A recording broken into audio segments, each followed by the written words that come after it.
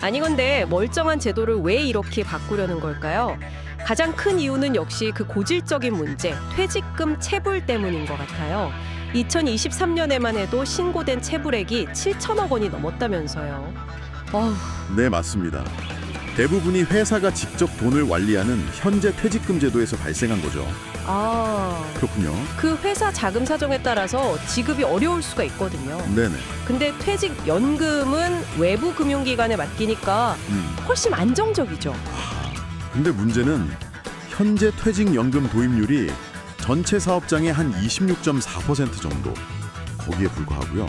특히 5인 미만 영세 사업장은 더 낮아서 한 10% 내외 정도밖에 안 돼요. 아, 정말요? 10%? 네. 이러니까 이제 체불 문제가 계속 불거질 수밖에 없는 구조라서 아예 퇴직연금으로 일원화하고 의무화하자 이런 이야기가 나오는 겁니다.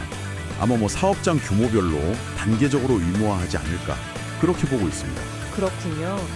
또 다른 이유로는 사실 국민연금 월평균 수령액이 60만 원대라고 하니까 이것만으로는 노후가 좀 불안하다 이런 현실적인 인식도 깔려 있는 거겠죠? 네, 그것도 중요한 이유죠. 퇴직연금을 국민연금에 이은 또 하나의 좀 든든한 공적연금 축으로 삼으려는 그런 구상입니다.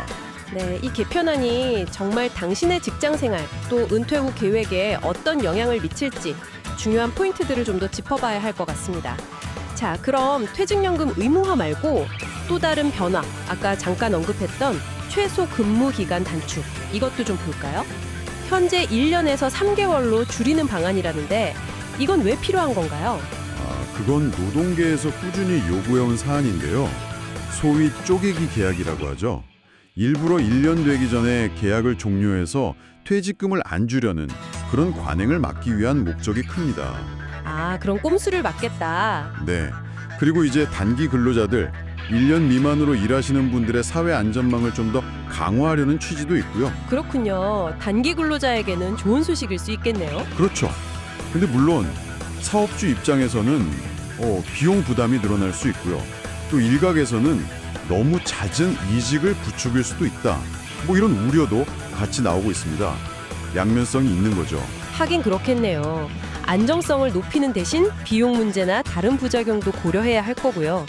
그럼 이 두 가지 큰 변화, 퇴직연금 의무화랑 근무기간 단축, 이게 성공적으로 자리를 잡으려면 뭔가 다른 장치들도 필요할 것 같은데요? 네, 중요한 지적입니다. 그래서 여러 보완책들이 같이 거론되고 있어요. 예를 들면 퇴직연금을 좀 오래, 한 20년 이상 장기 가입해서 나중에 연금으로 받으면 세금 혜택을 준다든가. 아, 세제 혜택. 네, 그리고 또 쌓이는 기금을 그냥 놔두는 게 아니라 좀 전문적으로 운용할 공공기관, 가칭, 기금운용위원회 같은 걸 설립하는 방안도 검토 중이고요. 기금 운용 전문기관이요? 네. 그리고 좀 흥미로운 건 현재는 굉장히 제한적인데 퇴직연금 기금으로 벤처 투자를 허용하는 방안도 논의되고 있다는 점입니다. 와, 퇴직연금으로 벤처 투자를요? 그건 좀 의외인데요? 네. 이게 실현되면 당신의 퇴직연금이 어쩌면 미래의 유니콘 기업을 키우는 그런 종잣돈이 될 수도 있는 거죠. 노후자금 마련하고 또 혁신성장도 지원하고 두 마리 토끼를 잡겠다는 그런 구상으로 보입니다. 이건 단순히 노후자금 문제를 넘어서 경제 전반에 영향을 줄 수도 있겠네요. 근데요, 이렇게 제도를 잘 만들어도 사람들이 연금으로 받기보다는 당장 목돈으로 받는 거, 일시금을 선호하는 경향이 꽤 강하잖아요. 그리고 또 기껏 모은 돈을 굴리는 그 수익률이 너무 낮으면 실효성이 좀 떨어지는 거 아닐까요? 특히 요즘 같은 저성장 시대에는 더 걱정되고요. 바로 그 점이 핵심 과제입니다. 제도의 틀을 바꾸는 건 못지않게 중요한 게 사람들의 인식을 바꾸고 또 실제 운용 성과를 내는 거죠. 아무리 취지가 좋아도 수익률이 계속 조조하거나 가입자들이 연금으로 받는 것의 장점을 체감하지 못하면 글쎄요, 결국 빛 좋은 개살구가 될 수도 있거든요. 아까 말씀드린 사업주 부담 증가나 단기 이직 우려에 더해서 이 수익률 문제와 수급 행태 문제가 개편안 성공의 또 다른 관건이 될 겁니다. 결국 정리를 좀 해보자면 정부는 퇴직연금 의무화 그리고 최소 근무기간 단축 이 두 가지 카드로 일단 고질적인 퇴직금 체불 문제를 해결하고 또 국민연금만으로는 부족한 노후소득을 좀 더 보강하려는 그런 큰 그림을 그리고 있는 거네요. 당신의 안정적인 미래를 위한 시도라고 볼 수 있겠고요. 네, 맞습니다. 하지만 동시에 말씀드린 것처럼 사업주 부담 문제라든가 단기 이직 가능성, 또 낮은 수익률, 일시금 선호 현상 같은 넘어야 할 산도 분명히 많습니다. 이 모든 게 당신의 미래 설계에 직접적인 영향을 미치는 만큼 계속 주목해야 할 부분입니다. 네, 이 논의는 이제 막 시작된 단계라고 하죠.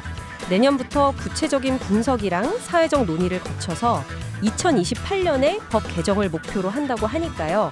앞으로 몇 년간은 계속 지켜봐야 할 중요한 이슈인 것 같습니다. 여기서 우리가 좀 더 생각해봐야 할 질문은 이런 게 아닐까요? 과연 국민연금과 퇴직연금이라는 이 두 개의 기둥만으로 우리의 노후가 정말 충분하고 안정적으로 보장될 수 있을까? 특히 저성장 시대에 연기금 수익률을 어떻게 꾸준히 확보할 것인지, 또 노후 보장 강화라는 제도의 목표와 개인이 선택할 권리, 예를 들어 일시금으로 받을지 연금으로 받을지 이 사이에서 어떻게 균형점을 찾아야 할지, 이런 질문들을 염두에 두시고 앞으로의 진행 과정을 함께 지켜보시면 좋겠습니다.